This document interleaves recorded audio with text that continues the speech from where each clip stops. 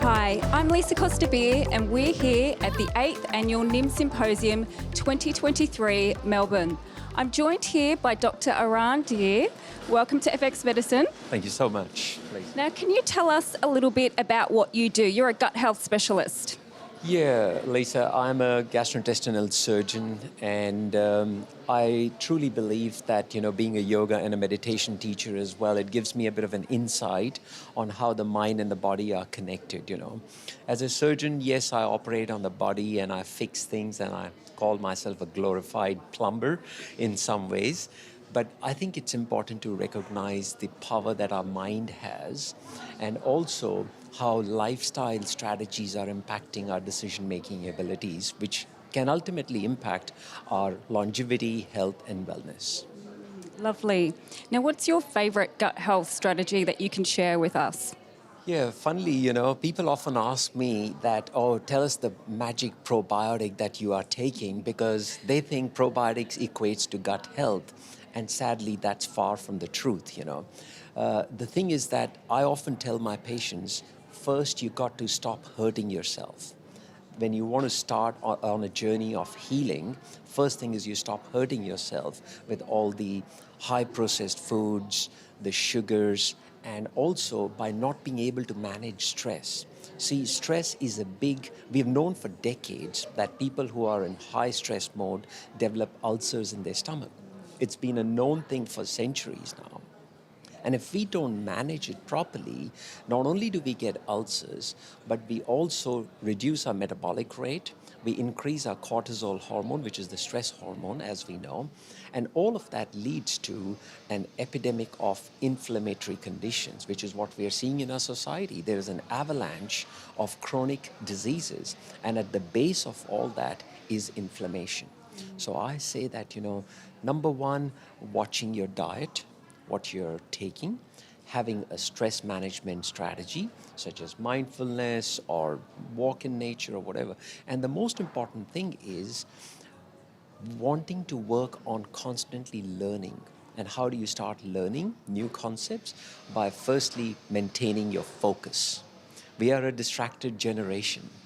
So there is a ping or a notification that is coming every now and then. And, I often say a confused mind doesn't take any action. All right, so reduce your distractions and try and simplify your life. Wow, very good. Now, were you presenting this weekend? Yes, I had my talk at the NIIM conference on my research study that I had done. And the research was really around looking at the changes that the gut microbiome, which is the bacteria that live in your gut, and what transition it takes place after bariatric surgery. So I do weight loss surgery. These are for individuals who are, in a high BMI range, and they are aware of dieting and calorie counting, but they've reached a point where they need an extra assistance. So they need surgery as a tool. And there is nothing wrong with surgery, but the challenge is that when surgery is not combined with lifestyle changes, the impact of surgery is short-lived. And that's my message, and that is what led me on this journey of exploring that what are the changes that take place in the gut microbiome, and how are they impacting the overall health and well-being of the individual. So I presented some summary findings in my talk in the presentation. Can you give us a little insight for our audience that didn't get to see? Or tell us about the gut microbiome of the patients that you saw. Yeah, absolutely, and I think there were some very key pertinent findings, and I'll put it in a very simplistic way for the benefit of anybody who is listening to this who may not have a medical background. The first and the foremost thing is to recognize that when we talk about weight management, the biggest challenge with weight loss is not weight loss. It is weight maintenance. People have lost weight in the past, but they've struggled to maintain their weight. Now, that weight maintenance is a reflection of an individual's ability to optimize their metabolism, all right, which is the engine of your life, and metabolism rests in your gut. And the gut microbiome plays a very significant role in optimizing that metabolism. These are the bacteria that produce chemicals and protein molecules, which actually impact the gut-brain connection. This is how your gut is communicating with your brain, which is a really powerful thing that begins to shift when individuals have had weight loss surgery. So some of the key findings that we found in our study was that, number one, that obesity is an inflammatory condition. It is related to inflammation. The second thing is that it is impacting the diversity or the richness of the gut microbiome.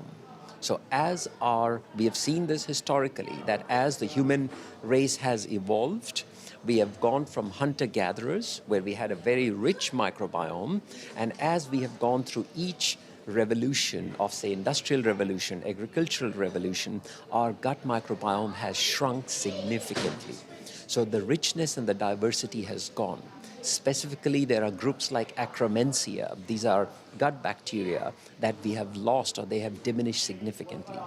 The third thing that we found in our study was that there is two gut bacterial communities. They are called Bacteroides and Firmicutes, and their ratios change in obesity.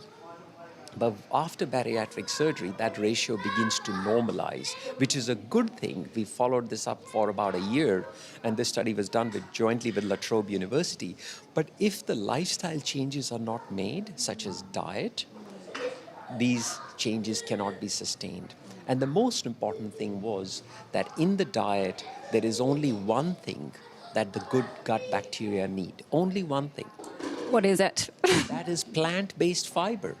Just plant-based fiber. So if you can just have more plants in your diet, vegetables, fruits, nuts, seeds, pulses, and legumes and lentils, you would be doing yourself a huge favor. Huge favor. So you're not a fan of the ketogenic diet? Look, I'll be honest, after having done 9,000 bariatric procedures and practiced my craft for over 2.5 decades, I feel the word diet triggers a stress response in individuals, especially individuals who are struggling with long-standing weight issues. Because these issues are not issues that have come up overnight. They've been going on for a lifetime, for decades, So I believe in a healthy meal plan. I say, have a ketogenic meal plan, no problems. That emotional element that is attached to the word diet and dieting equates to calorie counting and calorie restriction, which equates to starvation for the body. So your body goes into a famine response. That means I can't have this. And that famine response triggers your fight and flight response, which means, again, your stress hormones are up, you're constantly on high alert, and the body says this is survival mode. This is the time to survive, not a time to lose weight. So your body creates a situation which is called as metabolic shutdown, and you tend to hold on to fat rather than let go of that.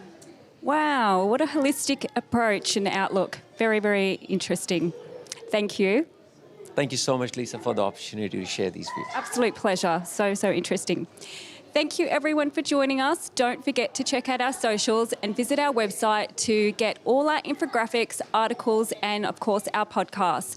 I'm Lisa Costa-Bir. We'll see you next time.